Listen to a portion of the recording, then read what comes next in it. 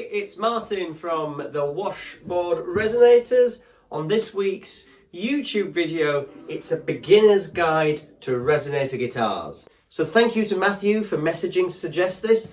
He was saying how when he came to choose a resonator recently, there was nothing that just started at the very beginning.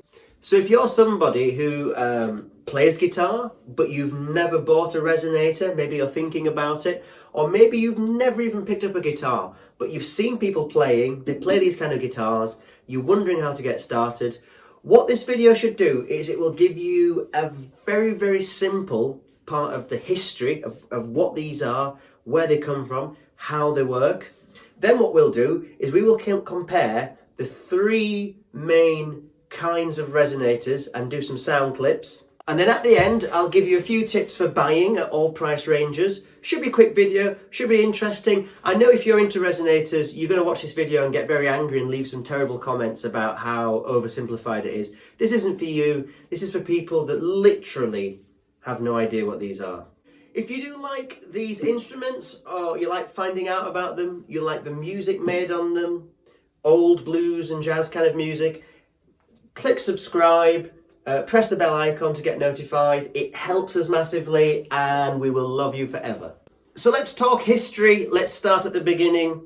1926, this kind of instrument is invented by John Dobros in Los Angeles. The first ones are what are called tricones. They have 3 resonator cones in the body. How do those resonator guitars work? So basically it's gramophone technology in a guitar body. What the resonator is a mechanical speaker. It's like a speaker that you would get in a guitar amplifier or a home hi-fi system. The strings vibrate, makes the bridge vibrate, which in turn makes the resonator cones vibrate. And then the guitar body pushes the sound out. Initially they were designed to play on your lap, to play lap steel style guitar or Hawaiian music. Then in 1928, the National Company invents a single cone system to be cheaper.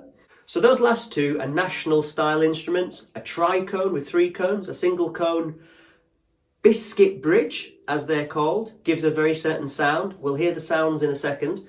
This next style of resonator, the third style, is a dobro.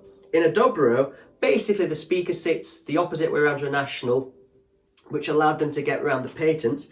Gives a very different sound. Dobro as a company was started around 1930-31 by 2 of the 4 brothers that formed the National Company after they split up. So National and Dobro made instruments through the 30s. Here's a 1934 one. By about 1942, because of the Second World War, they were basically out of business and resonators stopped being made because, you know, by the mid-30s, 36, 37, 38, electric guitars were becoming popular. And then in the 60s, 2 of the brothers that formed the original companies set out to start making them again. And then since then, we've seen loads of companies, probably since the mid-80s, loads of companies have been making their own versions of them. We'll talk a little bit at the end about that. So that is a very basic, simple history of these beautiful instruments. If you want to find out more, we have a video called The History of Resonator Guitars, which is in our videos, and you just scroll down, you'll find it. It's about half an hour long. It's not for the faint-hearted. So now let's just compare the sounds to an acoustic and compare the sounds of the different kinds of resonators to each other. That might help you as a beginner get an idea of what these are and which one might work for you. So here's an old Gibson flat top acoustic. Let's just play that. Very nice. Now a resonator. So that should give you an idea of the differences. I'll just do a couple more.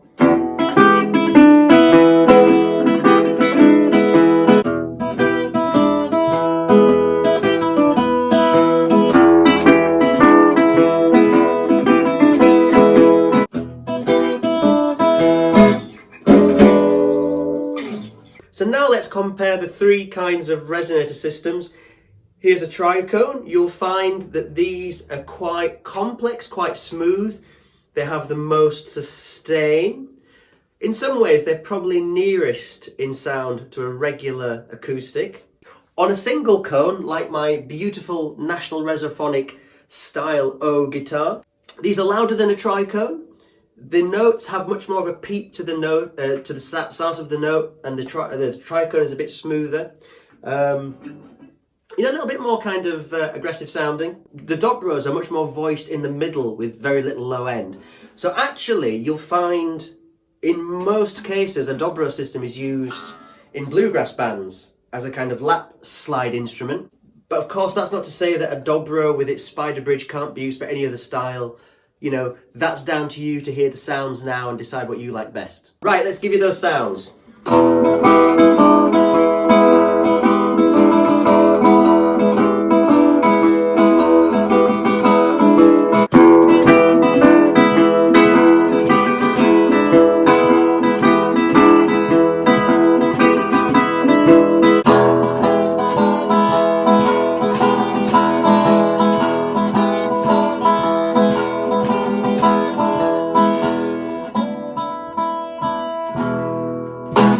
So that is a very simplified idea of the sounds. If you want more detail, we did a video called How to Choose a Resonator Guitar, and I compare, I don't know, maybe 2 steel bodies, 2 brass bodies, vintage versus new, compare as much as I can. We've got all the sound clips about halfway through the video where we put the instruments together. Check that out if you need more detail.